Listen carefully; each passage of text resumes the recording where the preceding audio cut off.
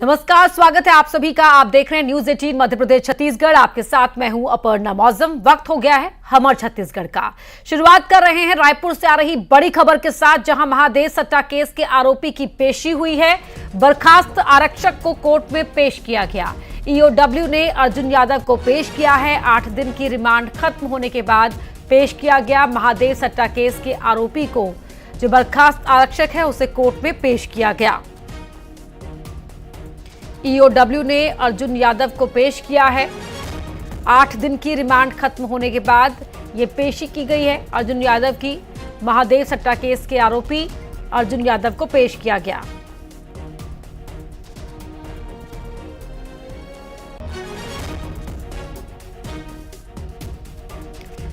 तो बड़ी खबर रायपुर से आपको बता रहे हैं। महादेव सट्टा केस में आरोपी की 8 दिन की रिमांड खत्म हो गई थी और रिमांड खत्म होने के बाद आरोपी को कोर्ट में पेश किया गया है।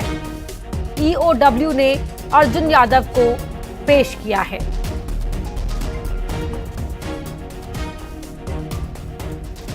युगल तिवारी हमारे सहयोगी रायपुर से लाइव जुड़ रहे हैं हमारे साथ। युगल, क्या कुछ हुआ पेशी के दौरान, जरा बताएं।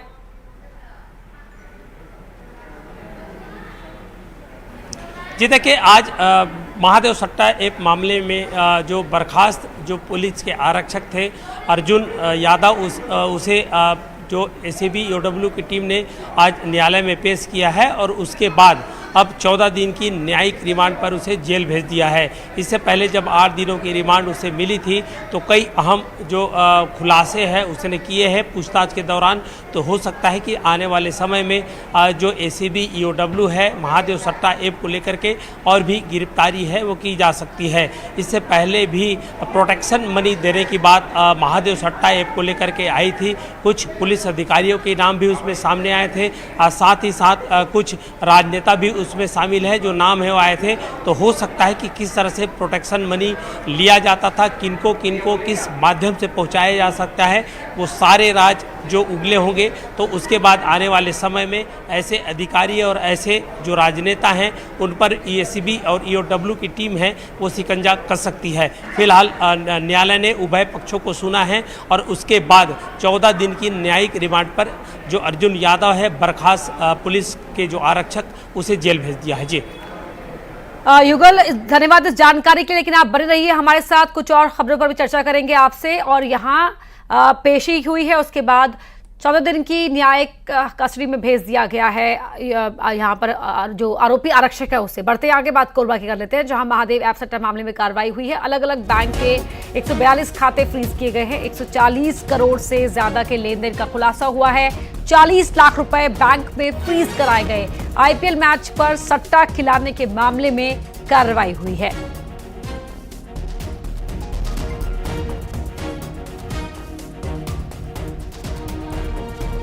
तो कोरबा में महादेव ऐप सट्टा मामले में यह कार्रवाई हुई। अलग अलग बैंक्स के 142 खाते फ्रीज किए गए। 140 करोड़ से ज्यादा के लेन देन का खुलासा हुआ है। अब्दुल असलम हमारे सहयोगी जुड़ रहे हैं। अब्दुल असलम हमारे सहयोगी हमारे साथ जुड़ रहे हैं। अब्दुल, क्या है जानकारी पूरी? जी, आपको बता दूं कि कुछ दिन पहले ही कोरबा पुलिस ने गोवा से 8 लोगों को गिरफ्तार किया था महादेव ऐप के मामले को लेकर। और उस पैनल में जो आरोपी हैं वो वहां से संचालन कर रहे थे और उसके साथ ही 140 जो है खातों का इसमें खुलासा हुआ है, जिसमें 100 करोड़ से अधिक का लेन देन उसमें बताया जा रहा है। और जिसमें पुलिस ने अब तक 40 लाख रुपए जो है कई खातों के उसको फ्रीज किया है और जो जांच है पुलिस की वो आगे जारी है। शुक्रिया आपका इस जानकारी के लिए। और अब खबर बलौदा बाजार से, जहां सट्टा खिलाने वाले को 9 लोगों को गिरफ्तार किया गया है। पुलिस ने सट्टा पट्टी लिखते रंगे हाथ दबोचा है। आरोपियों से करीब 58,000 कैश मिला है। पुलिस ने एक साथ कई गांव में छापा मारा। लटुआ, मोतरा, यदू, खमरिया में कार्रवाई हुई है। पुलिस ने 9 सटोरियों को गिरफ्तार किया है।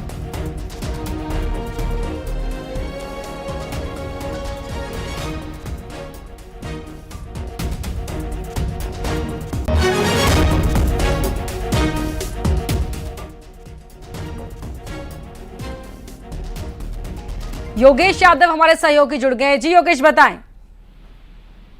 जी बिल्कुल, आपको बता दें कि बलौदाबाजार पुलिस द्वारा लगातार सटोरियों पर नजर रखी जा रही थी, जिसके चलते शहर के कई इलाकों में, रसेड़ी में, लटुआ में और अलग अलग गांव में छापेमारी की गई, जिसमें 9 सटोरियों को गिरफ्तार किया गया है। वहीं आपको बता दें कि कुल नगद 57,000 रुपये भी जब्त की गई है और सट्टा पट्टी, मोबाइल समेत कई सामान वहां पर जब्त हुए, जिसमें 1 लाख कुल 3,000 रुपये के सामान यहाँ पर जब्त हुए। लगातार बलौदाबाजार शहर के इलाकों में सटोरियों द्वारा जो खेल है खेला जा रहा था, क्रिकेट जो सट्टा है उसको लेकर भी सटोरियों द्वारा यह अभियान शुरू किया गया था। लेकिन जब पुलिस को इस बारे में पता चला तो पुलिस ने लगातार ताबड़तोड़ कार्रवाई की और बीती रात कार्रवाई में लगभग 9 आरोपियों को गिरफ्तार किया गया। वहीं आपको बता दें कि जो आरोपी है, जो सटोरिये हैं, उनके द्वारा पिछले कई वर्षों से, लंबे समय से खेल चल रहा था। जैसे सिमगा और बलौदाबाजार आसपास के कई इलाकों में इस तरह से सटोरियों का खेल चल रहा था। लेकिन लिहाजा बलौदाबाजार पुलिस शहर ही नहीं बल्कि अलग अलग इलाकों में भी इसकी कार्रवाई होनी जरूरी है। जैसे कस्टोल हो गया, लवन हो गया, इन इलाकों में भी सटोरियों की जो पैंट है वो अभी भी जमी हुई है। इस पर बलौदाबाजार पुलिस को कार्रवाई करनी चाहिए। फिलहाल पुलिस ने एक बड़ी कार्रवाई की, जिसमें 9 सटोरियों को गिरफ्तार किया। शुक्रिया आपका इस जानकारी के लिए। रायपुर से अगली खबर है, जहां कोयला घोटाले में आरोपियों की पेशी हुई है। रानू साहू, सौम्य चौरसिया विशेष कोर्ट में पेश किए गए हैं। प्रोडक्शन वारंट की याचिका पर कोर्ट में पेशी हुई। ईओडब्ल्यू ने याचिका लगाई थी। कोयला घोटाले में जेल में बंद हैं दोनों आरोपी। निलंबित आईएएस पूर्व उप सचिव की कोर्ट में पेशी हुई है। 27 मई तक दोनों की रिमांड मिली है। युगल हमारे सहयोगी जुड़ गए हैं। जी युगल, बताएं। देखिए अपर्णा, लंबे समय के बाद आज कोर्ट में जो दोनों निलंबित अधिकारी हैं, आईएएस और पूर्व उप सचिव, उन्हें पेश किया गया है और उभय पक्षों को सुना गया। जो एसीबी ईओडब्ल्यू ने रिमांड में लेने के लिए आवेदन प्रस्तुत किया था कल, जिस पर आज सुनवाई हुई थी और आज सुनवाई में 27 तारीख तक एसीबी ईओडब्ल्यू को दोनों अधिकारियों को रिमांड पर सौंपा गया है। कोल इसके मामले में बड़ा एक घोटाला छत्तीसगढ़ में सामने आया था और इसी के तहत ईडी ने दोनों को गिरफ्तार किया था और उसके बाद लंबे समय से वो जेल में निरुद्ध हैं और उसके बाद आज पेशी है और उस मामले को लेकर के आज सुनवाई भी हुई। अभी हालांकि फैसला नहीं आया है, लेकिन ये है कि 27 तारीख तक दोनों अधिकारी को रिमांड पर सौंप दिया है। कुछ देर बाद जो एसीबी ईओडब्ल्यू के वकील हैं वो आएंगे और मीडिया से ब्रीफ भी करेंगे, लेकिन यही जानकारी है कि 27 तारीख तक उन्हें रिमांड पर भेजा गया है। अब एसीबी ईओडब्ल्यू की टीम है अलग से पूछताछ करेगी और उसमें कोल स्कीम में लेवी किस तरह से वसूली की जाती थी, कितने रुपए टन की जो वसूली के जो आरोप लगे हैं और इसके साथ ही साथ नई ECIR जो ईडी ने जो दर्ज किए हैं एसीबी ईओडब्ल्यू पर अब जांच चल रही है। तो दोनों ओर से अब जांच है वो चलेगी। हो सकता है ऐसे कोल घोटाले में बहुत से जो व्यापारी हैं, अधिकारी हैं, वो शिकंजे पर हैं, तो ऐसे में और भी शिकंजा कसेगा और आने वाले समय में जो कोल स्कीम के जो आरोपी हैं उनकी गिरफ्तारी भी हो सकती है। जी शुक्रिया आपका युगल इस पूरी जानकारी के लिए। और अब बात दुर्ग की, जहां एक्शन में है स्वास्थ्य विभाग। 2 डॉक्टर्स को नोटिस भेजा गया। शंकराचार्य मेडिकल कॉलेज का यह मामला है। निजी अस्पताल में प्रैक्टिस करने को लेकर यह नोटिस भेजा गया है। एक महिला डॉक्टर है इसमें जिन्हें नोटिस भेजा गया है। निजी अस्पताल में रेफर करने का आरोप है। प्रसूता को प्राइवेट अस्पताल में रेफर किया, प्रसूता की मौत हो गई। मामले में भी नोटिस दिया गया है। शंकराचार्य मेडिकल कॉलेज से भी जवाब मांगा गया है।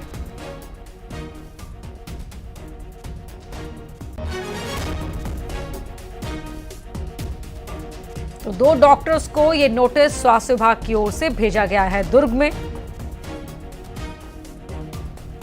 शंकराचार्य मेडिकल कॉलेज का मामला है। प्राइवेट अस्पताल में प्रैक्टिस करने को लेकर यह नोटिस भेजा गया है। प्राइवेट अस्पताल में मरीज को रेफर भी किया गया, यह आरोप भी है।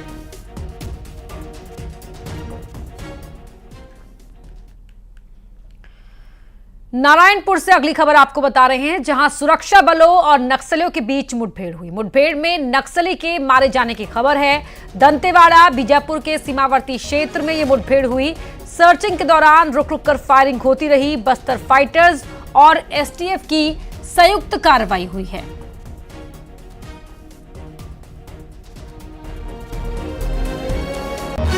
तो रुक रुक कर ये फायरिंग होती रही बीच बीच में। दंतेवाड़ा बीजापुर के सीमावर्ती क्षेत्र में ये मुठभेड़ हुई है नक्सलियों और सुरक्षा बलों के बीच में।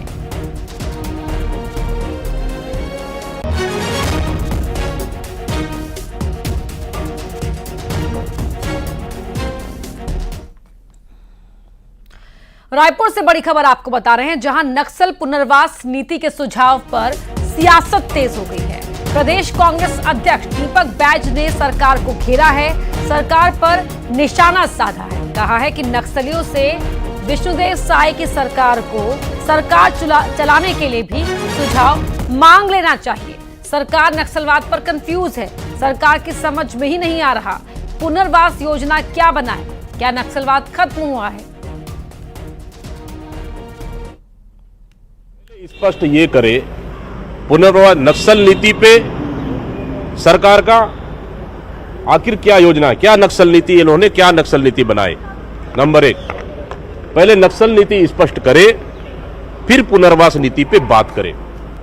भारतीय जनता पार्टी की सरकार कंफ्यूज है और दुर्भाग्य ये है कि पुनर्वास नीति पे उनसे सुझाव मांग रहे। क्या सरकार के पास कोई प्लान नहीं है क्या सरकार के पास कोई योजना नहीं है क्या? अच्छा है, सरकार चलाने का भी सुझाव मांग लेते। वहीं नक्सलवाद पर बोले हैं उप मुख्यमंत्री विजय शर्मा। नक्सलियों की पुनर्वास नीति अपग्रेड की जाएगी, पुनर्वास नीति को और अच्छा करने का प्रयास करेंगे, युवाओं को नक्सली बनने से रोकने की कोशिश करेंगे, लोगों का सरकार पर विश्वास बढ़ाने की कोशिश, नक्सली क्षेत्र में शांति बहाल करने पर पूरा जोर। ये है कि और युवा इस दिशा में ना जाएं। मसला ये है कि जो है वो सरेंडर कर जाएं। मसला ये है कि जो सरेंडर किया है उनकी चिंता हो जाए। मसला ये है कि जो इनसे प्रभावित हुए हैं उनकी चिंता हो जाए। मसला ये है कि वहाँ विकास कार्य पूरे ठीक से हो जाए। मसला ये है कि लोगों का विश्वास सरकार पर बढ़ जाए। बहुत से आयाम है भैया, बहुत से आयाम है। मैं आपसे कहना ये चाहता हूँ कि जो एनकाउंटर का मसला है, ऑपरेशंस का मसला है, यह भी उस पूरे अभियान का 20% है। गरियाबंद में अवैध खनन पर सरपंच को निलंबित किया गया। राज्य एसडीएम अर्पिता पाठक ने यह एक्शन लिया है। सरपंच सुनीता सोनी को एसडीएम ने निलंबित किया है। परसादा जोशी गांव में अवैध खनन पर यह कार्रवाई हुई है। 5 सरपंच और सचिवों को नोटिस दिया गया है। जवाब नहीं मिलने पर इन पर भी कार्रवाई होगी।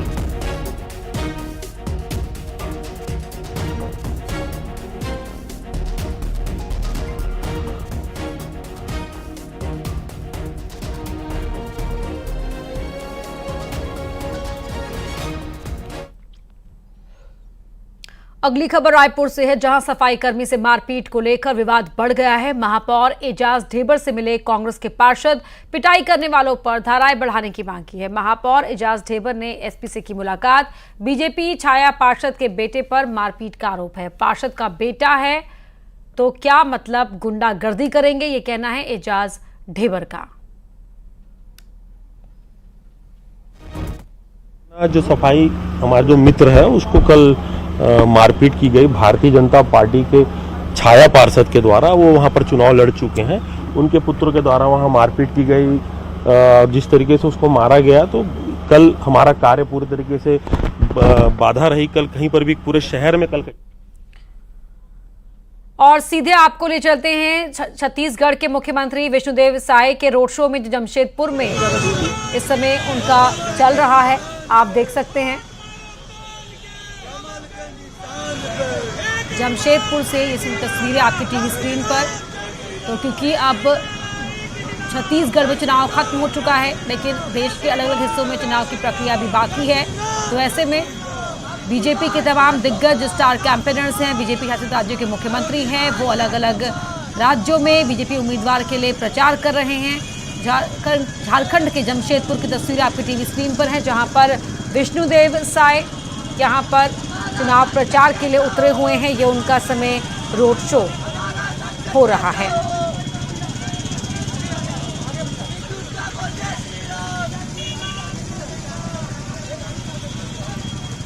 तस्वीरें आपके टीवी स्क्रीन पर झारखंड के जमशेदपुर की आप देख पा रहे हैं।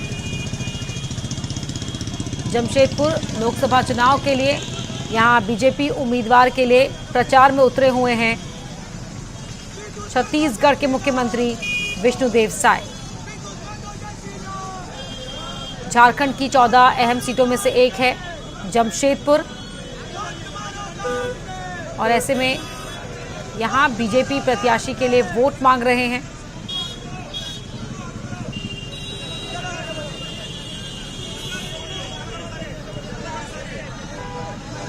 तस्वीरें आप रोड शो की देख रहे हैं।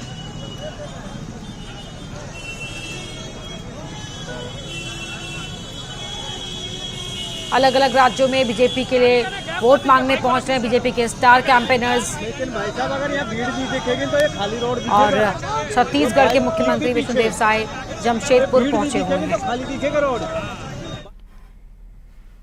वहीं यूपी के सिद्धार्थनगर में रैली के दौरान अमित शाह ने दावा किया कि 5 चरणों में बीजेपी 310 सीटों पर जीत रही है। कांग्रेस इस बार 40 सीट भी नहीं जीत पाएगी। 5 चरण समाप्त हो गए, आपकी छठे में बारी है। 5 का परिणाम सुनना है क्या? अरे जोर से बोलो, सुनना है क्या? तो सुन लो डुमरियागंज वालों, 5 चरण में मोदी जी 310 पार कर गए हैं, पार।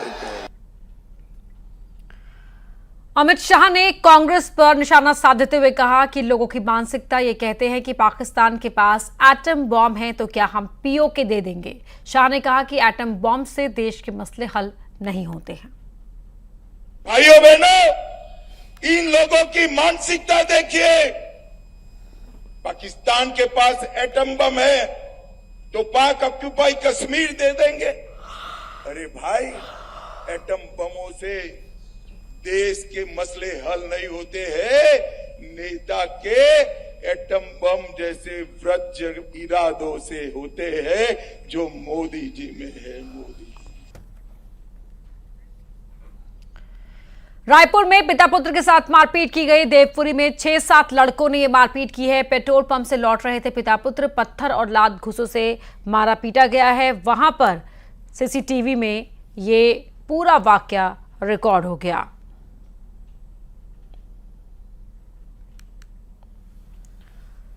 दुर्ग से बड़ी खबर आपको बता रहे हैं, भूमाफिया के खिलाफ बड़ी कार्रवाई की गई। नगर निगम का बड़ा एक्शन। निगम ने अवैध प्लॉटिंग पर चलाई जेसीबी मशीन।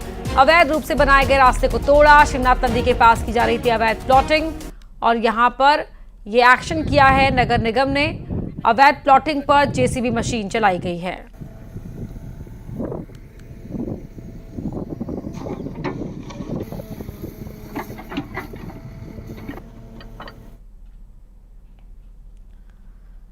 दंतेवाड़ा में मौसम ने एक बार फिर करवट ली है। गीदम और दंतेवाड़ा में गरज चमक के साथ बारिश हुई। अचानक तेज हवाएं चलने लगी और झमाझम बारिश हुई, जिससे लोगों को गर्मी से राहत मिली। तस्वीरें आप देख रहे हैं दंतेवाड़ा की, जहां पर पहले तेज आंधी हुई, तेज हवाएं चली, उसके बाद झमाझम बारिश हुई।